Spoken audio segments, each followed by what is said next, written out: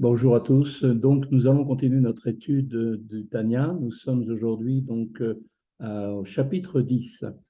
Donc, une brève retour sur ce que nous avions déjà appris. Après avoir décrit dans les précédents chapitres le combat incessant qui oppose les deux âmes du juif, l'âme divine et l'âme animale, pour gouverner le corps, eh bien, Rabbi Shneur Zalman va maintenant définir ce qu'est le tzaddik, le juste, comme celui qui s'est défait de son âme animale et a transformé le mal qu'elle renfermait en bien.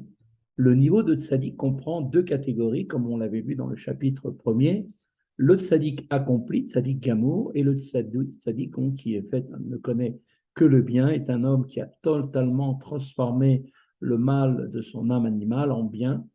Celui, deuxième type de tzaddik, c'est le tzaddik chez Eno Gamour, qui n'est pas encore parvenu à transformer le mal et qui est donc qualifié de tzaddik inaccompli, donc, et aussi de tzaddik veralo qui connaît le mal, c'est-à-dire en lequel demeure un résidu de mal. La différence entre ces deux qualificatifs, tzaddik accompli et inaccompli d'une part, et tzaddik qui connaît seulement le bien, tzaddik vetovlo, et tzaddik veralo qui ne connaît que le mal d'autre part, eh bien, en fait, la différence qui est la suivante. La première paire de descriptifs fait référence au niveau d'amour que le tzaddik a pour Dieu. Cet amour, c'est cet amour qui lui vaut le titre de tzaddik. Chez le tzaddik accompli, donc tzaddik gamour, cet amour est entier, tandis qu'il ne l'est pas chez le tzaddik, chez Eino gamour, qui est donc le tzaddik inaccompli. Le deuxième terme fait référence à la transformation du mal de l'âme animale en bien. Celui dont le mal a été transformé en bien est appelé tzaddik vetovlo, qui ne connaît que le bien, alors que celui en qui subsiste un résidu de mal est appelé tzaddik veralo, qui connaît donc encore le mal.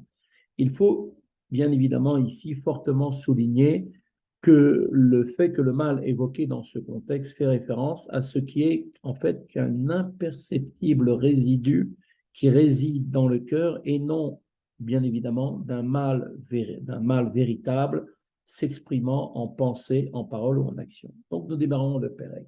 Pérec Aleph. Veine que Adam Magbir Nafsho Elohim. Or, quand l'homme fait prévaloir son âme divine sur son âme animale, ונלחם כל כך עם הבעמית עד שמגרש ומבאר הרע שבא מחלל השמאלי, et donc lutte contre son âme animale au point de chasser et d'annihiler le mal qui est en elle de sa demeure en lui, c'est-à-dire de la partie gauche de son cœur, que Moshe Katuv ou Biarta Ara Mikirbecha, ainsi qu'il est dit dans la Torah, et tu supprimeras le mal de ton sein, verset par lequel la Torah enjoint chaque juif en fait d'éradiquer ni plus ni moins le mal qui est en lui. C'est-à-dire qu'il ne s'agit pas simplement de bannir l'expression extérieure et concrète du mal, les mauvaises pensées, paroles et actions, mais aussi le mal lui-même au point de ne plus y trouver aucun attrait. Quand un homme parvient à cette fin, sans que le mal ait été changé en bien, et preuve en est que sa force de désir aurait autrement été orientée uniquement vers le bien et la sainteté, ce qui n'est pas encore le cas à ce stade, comme nous allons le montrer dans la suite de ce chapitre.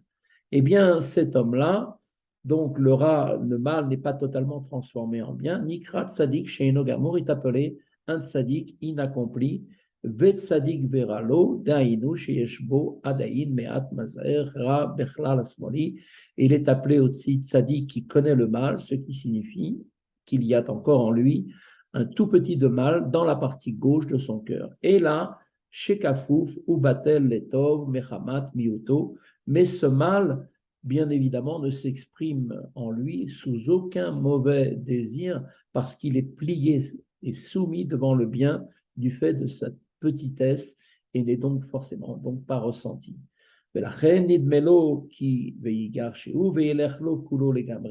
C'est pourquoi le tzaddik qui connaît le mal a l'impression de l'avoir chassé et que celui-ci a entièrement disparu.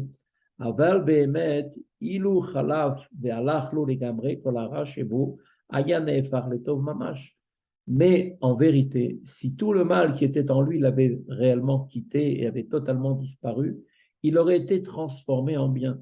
Comme nous l'avons observé un peu plus haut, cette affirmation nécessite quelques éclaircissements. Pourquoi l'absence de désir du tzaddik à l'égard du mal n'est-elle pas la preuve de sa destruction? Pourquoi aussi affirmer que ce tzaddik a seulement l'impression de s'être débarrassé du mal? Alors, pour répondre à ces questions, Rabbi Shneur Zalman va maintenant poursuivre en clarifiant le sens de l'expression tzaddik gamour, le tzaddik accompli. Voici donc brièvement son explication, ainsi que nous l'avons déjà expliqué dans le chapitre précédent. Le tzaddik ne peut opérer la métamorphose de son mal en bien qu'en faisant intervenir son immense amour pour Dieu, un amour appelé Ahava Beta Anugim, traduction, un amour dans les délices. Il en découle que le tzaddik inaccompli, le tzaddik she'eino gamour, dont l'amour dans les délices est encore relatif, n'a donc pas réalisé cette transformation. L'amour dans les délices est donc le critère par lequel se mesure le niveau d'éradication du mal chez le tzaddik. Voilà maintenant dans les termes même du Tanya, ou Biuchaïnian, pour expliquer ce point, qui n'est tzaddik gamour shenefar ara shelo letov lachen nikra tzaddik betovlo, un tzaddik accompli dont le mal a été transformé en bien et qui est pour cela donc qualifié de tzaddik qui connaît uniquement le bien, ou aliédé asarat abegadim atsoim legamre mehara. Celui-ci, ce tzaddik, est parvenu à ce niveau en se dépouillant totalement, complètement de ses vêtements souillés du mal. Daïnu, cela signifie les baos mehod betanugi olamazé litanog gam bam betanugim bene adam. Cela signifie en fait qu'il a atteint un tel niveau qu'il éprouve maintenant une profonde dégoût pour les plaisirs de ce monde et répugne même à y prendre le même plaisir que les autres hommes. C'est-à-dire, comme le font les autres hommes, satisfaire simplement l'appétit du corps au lieu d'orienter tout son plaisir vers le service de Dieu. En réalité, les plaisirs matériels par lesquels s'effectue donc un service de Dieu relèvent de la sainteté, par exemple le plaisir de se réjouir le Shabbat. Donc le ta'anouk du Shabbat, la joie du Shabbat. Par quoi? Par la nourriture et par la boisson. Le plaisir qui révulse en fait le tzaddik est celui qui a pour seule finalité et unique la satisfaction d'un désir matériel.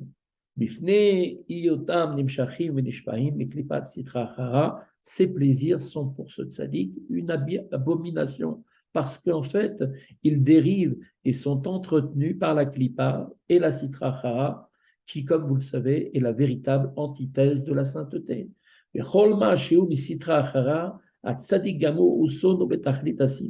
Et c'est là ce qui, en fait, définit complètement le tzaddik accompli, tzaddik, comme on a dit, gamo, c'est celui qui est de manière absolue tout ce qui procède de la sitra chara, car contraire à la sainteté. Michamat godel avato lachem ugdushato ve'ava rabba betanugim vechiba yitira anal. Pour quelle raison est-il dans cet état? Du fait de son immense amour pour Dieu et sa sainteté. Un immense amour dans les délices, comme on a dit, betanugim, dont l'intensité dépasse celle des autres formes d'amour, comme il a déjà été expliqué au chapitre 9. Rabbi Shneur Zalman avait expliqué que l'amour dans les délices est le niveau ultime d'amour pour Dieu. En raison de son immense amour pour Dieu et la sainteté, eh bien, ce tzaddik tovlo, tzaddik gamour, c'est le tzaddik qui est totalement la klipa et la sitra chara, qui aime zéléomadze, car la sainteté et la klipa sont en fait antithétiques, totalement antithèses l'une de l'autre. Son amour pour Dieu se traduit donc chez lui par un sentiment proportionnel de haine envers la klipa et la sitra chara. Kedirtiv, tachlit sinat sinatim lehoivim ayuli, hakareni veda levavi vegomer, ainsi qu'il est dit, donc je les déteste, donc d'une haine absolue, dit David Ameller à l'égard de ceux qui s'opposent à Dieu, comme il le dit dans les Teilim. Ils sont devenus pour moi des ennemis, et il demande à Dieu, sonde-moi, dit-il à Dieu, et connais mon cœur. En d'autres termes, en me sondant et en sachant combien grand est l'amour que j'éprouve à ton égard, tu réaliseras combien grande est ma haine envers tes ennemis. Kefi erer godel ahava l'Hashem, car erer godel asina, le sitra harab, amiyus bera betachlit. Et donc, à la mesure de la dimension de l'amour pour Dieu, eh bien, est la dimension de la haine envers la sitra hara, les clipotes spirituelles qui donnent vie au plaisir physique et la répugnance envers le mal des plaisirs physiques. Donc, étant donné maintenant que la sitra hara est d'ordre spirituel et de ce fait distante de l'homme physique, le terme haïr est, est en fait bien approprié par rapport aux plaisirs matériels qui sont eux-mêmes plus proches d'un homme. Le terme de dégoût est tout à fait adéquat, le dégoût d'avoir quelque chose d'odieux immédiatement devant ses yeux. Qui amius ou efer ahava mamash kemo asina, car le dégoût, la répugnance est ni plus ni moins l'opposé exact de l'amour comme la haine. Ainsi, il est établi maintenant clairement que le dégoût du tzaddik à l'égard du mal est un corollaire de son amour pour Dieu, un amour qui est du plus haut degré, et il est pour cela effectivement qualifié de tzaddik gamour, tzaddik accompli, car la qualité en vertu de laquelle il est qualifié de tzaddik, c'est-à-dire son amour pour Dieu, est au plus haut niveau chez lui. Il est également appelé tzaddik betovlo, un tzaddik qui connaît que le bien, parce qu'il possède seulement du bien, ayant maintenant transformé totalement en bien tout le mal qui était en lui. Par suite, le tzaddik inaccompli, donc le tzaddik chez Nogamo, dont l'amour dans les délices n'est pas encore entier, n'éprouve qu'une haine nécessairement incomplète du mal à proportion de son amour pour Dieu. Ce qui revient à dire qu'un infime résidu de mal, même s'il n'est pas ressenti, demeure en lui, et il est donc appelé un tzaddik vedralo qui connaît le mal. Tzaddik sheino gamour ou sheino sonné asitra hara betachlit asina. Et donc, ce tzaddik qui n'est pas parfait, qui est inaccompli, tzaddik sheino gamour, est celui qui ne déteste pas la sitra hara, c'est-à-dire les clipotes spirituelles d'une parfaite haine. La reine eno moaz gamken bera betachlit. Et donc, cela a pour effet chez lui qu'il n'éprouve pas véritablement une répugnance absolue à l'égard du mal, qui représente les désirs et les plaisirs matériels. Et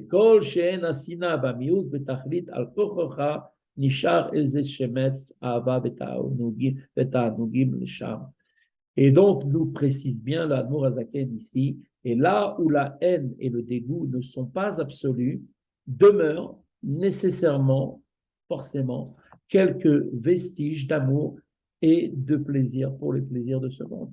Et les vêtements souillés, donc les pensées, paroles et actions dont s'est revêtu l'âme animale, c'est-à-dire le mauvais penchant qui représente l'appétit pour les plaisirs du monde, n'ont donc pas été complètement retirés. Et donc c'est pourquoi nous dit donc la Nourazakel, le mal de son âme animale, l'onefar letov mamash, n'a pas effectivement été transformé en bien, étant donné étant donné qu'il a encore une certaine attache, si l'on peut dire, au niveau des vêtements souillés dont elle était auparavant revêtue. Et là, chez Ubatel, Bemiuto, Vekolo Hashiv, seulement chez lui, ce mal est imperceptible car il est quand même de la catégorie des tzadikim et ne peut jamais s'exprimer dans le mauvais désir parce que le mal chez lui est soumis devant le bien du fait de sa petitesse. Il est véritablement considéré comme inexistant à l'image d'une graine qui est là en potentiel mais qui n'a absolument aucune manière de développement. C'est-à-dire que la majorité écrasante de bien en lui empêche le mal de se manifester et de s'exprimer.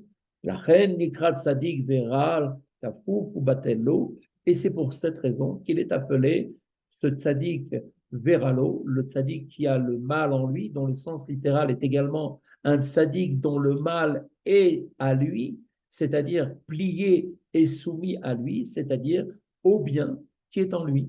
Un tel tzaddik donc s'identifie au bien parce que sa nature est essentiellement bonne. Et par conséquent, le fait qu'un peu de mal subsiste et demeure encore en lui montre que son amour pour Dieu est également imparfait, car un parfait amour pour Dieu, comme nous l'avons dit, aurait transformé tout son mal en bien. La reine Nikrat Tzadik chez Nogamo, et d'où maintenant lui vient cette appellation de Tzadik inaccompli, Tzadik chez Nogamo. En effet, comme nous l'avons déjà indiqué, les termes accomplis et inaccomplis traduisent le niveau d'amour pour Dieu du Tzadik, et les expressions qui connaît le bien ou qui connaît le mal font référence en fait au degré d'annihilation et de transformation du mal qui est en lui. Vene madregazo, mitraleket, lerevava madregot, beinyan, bechinat miutara, venishar meara, mearba yesodot araim.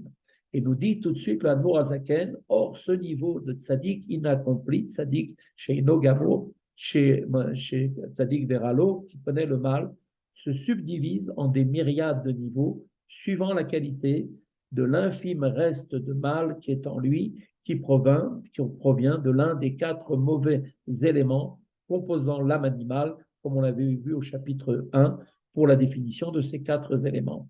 Le mal subsistant peut être chez certains tzadikim issus de l'élément d'eau, chez d'autres de l'élément de feu, une différenciation donc qui va avoir donné une nature différente, qualitative, fondée sur la catégorie dont le tzadik relève et dont le mal, bien évidemment, est restant.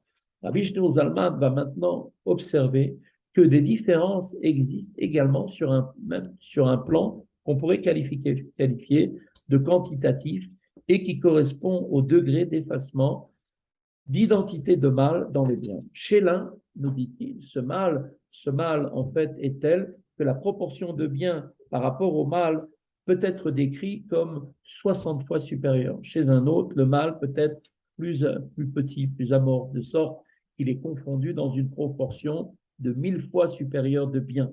Ainsi, l'halakha juive tranche-t-elle dans certains cas que si une unité d'un élément non cachère se trouve incorporée dans une quantité d'au moins 60 unités cachères, eh bien le mélange reste cachère puisque la substance non cachère ne communique pas son goût. De même, on peut dire qu'une majorité de 60 fois plus de bien que le mal empêche l'expression et donc la perception de ce mal résiduel. Maintenant, dans les mots du Admor Hazaken, ce niveau se subdivise également sur le plan quantitatif, suivant le degré d'effacement du mal dans le bien, du fait de sa petitesse. Beshishim, al derech mashal, obelev revava, al derech mashal, dans une quantité de 60 fois plus de bien, par exemple, ou dans 1000 ou 10 000, et ainsi de suite. Et ces différents degrés de bien, donc 60, 1000, 10 000 et ainsi de suite, représentent les catégories des tzadikim inaccomplis, qui sont en fait des niveaux de nombreux tzadikim présents dans toutes les générations, lesquels appartiennent à la catégorie des tzadikim inaccomplis, tzadik chez Inogamo.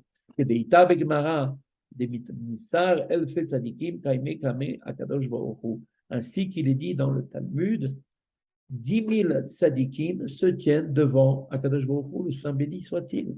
Bien que beaucoup parviennent au niveau de tzadik, eh bien ils sont en fait des tzadikim inaccomplis.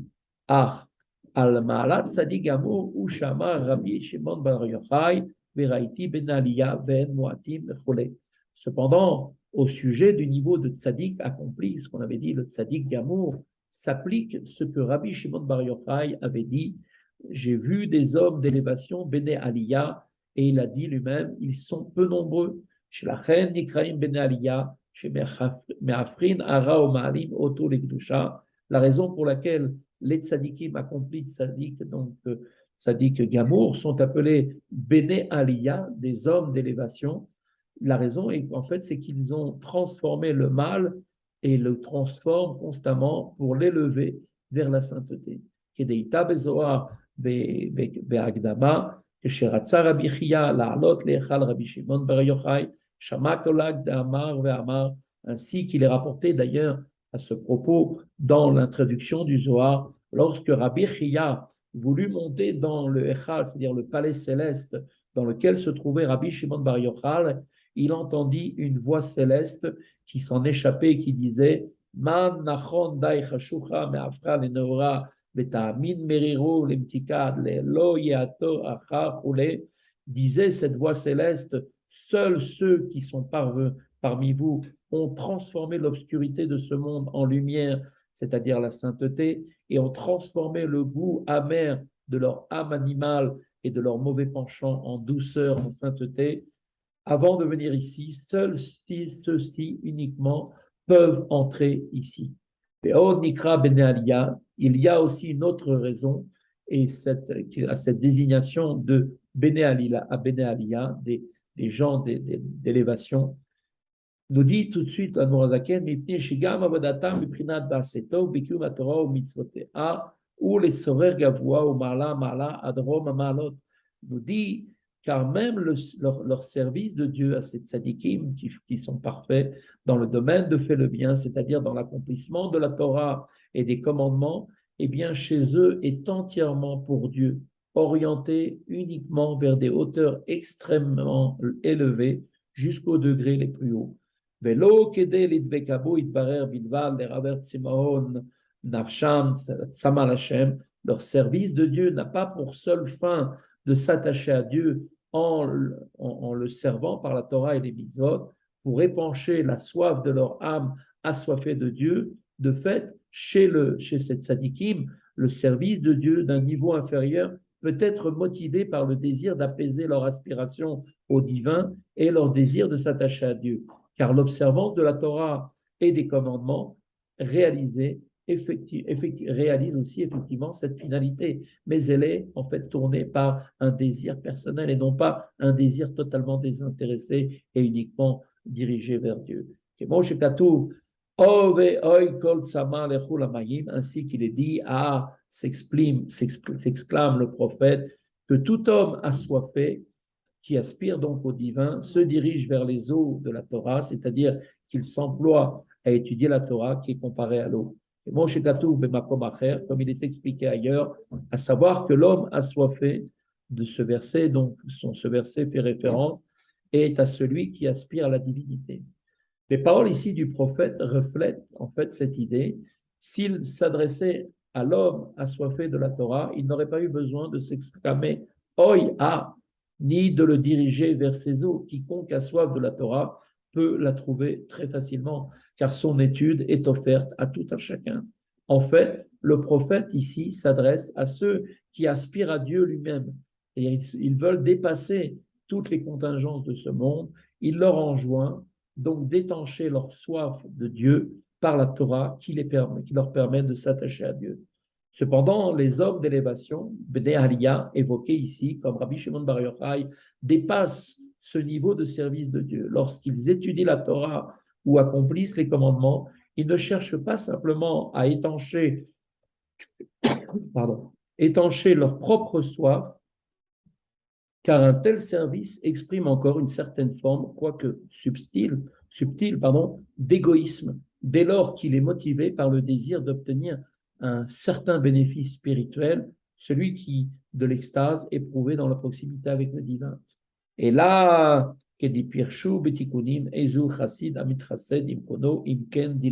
plutôt leur service de Dieu se définit comme ce qui est expliqué dans les Tikkuné Zohar au sujet de la maxime de nos sages. Qu'est-ce qu'un homme pieux, un chassid? Eh bien, nous répond la Mishnah, celui qui est bienveillant, Amit Chesed, avec son créateur Kono. Les Tikkuné Zohar expliquent en fait que le mot Kono, traduit généralement par son créateur, doivent être interprétés ici dans le sens de son nid, dérivé étymologique de la racine du mot Ken, qui veut dire un nid. Ainsi, le chassid est celui qui est bienveillant avec son nid, c'est-à-dire avec sa source, la Shekhinah. Cette bienveillance à l'égard de la Shekhinah réside dans le fait que son service a pour finalité les Yachada Kuchabrichu Shrinte Betartonim, d'unifier le Saint béni soit-il avec sa Shekhinah, de sorte que la lumière de cette unification descende dans les mondes inférieurs.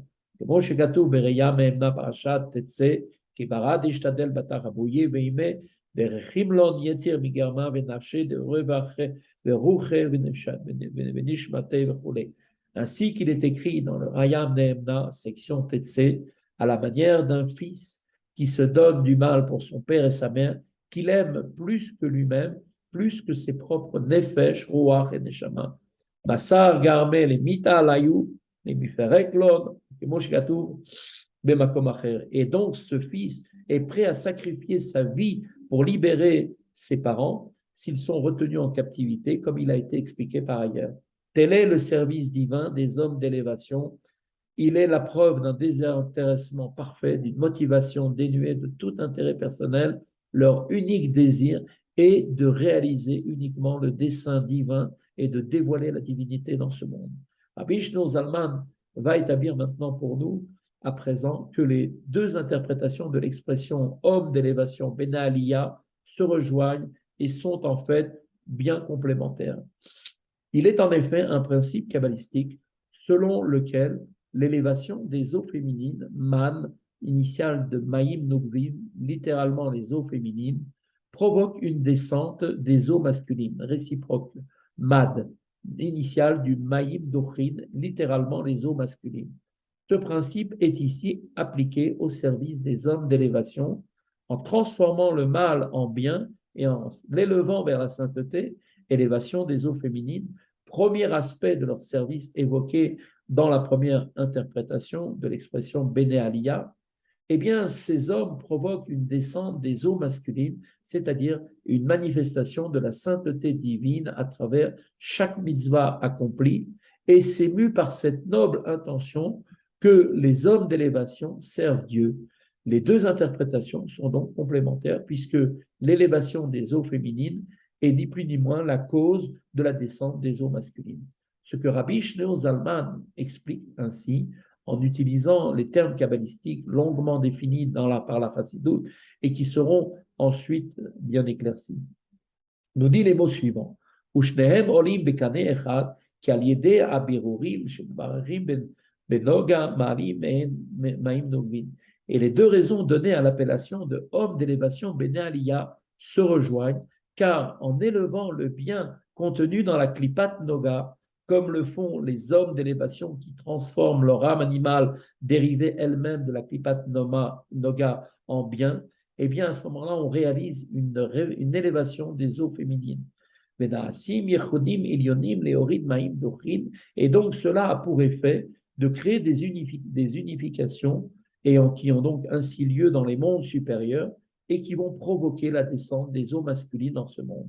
Chez M, Mimei, Chassidim, chez Bechol Mitzvah ou Mitzvah, Ramach Mitzvot Aseh, chez Kulan En Bechinat Chassadim, ou Maïm Dochin, et les eaux masculines sont en fait les eaux de bonté qui coulent dans chacune des 248 mitzvot positives qui sont toutes une forme de bonté et d'eau masculine.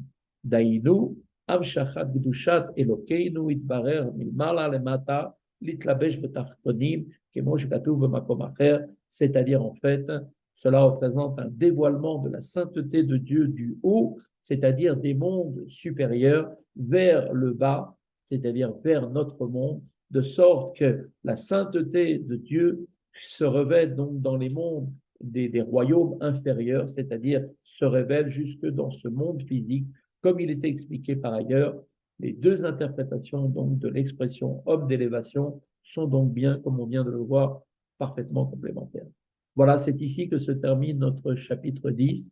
Je vous souhaite à tous une bonne continuation et je vous dis à très bientôt.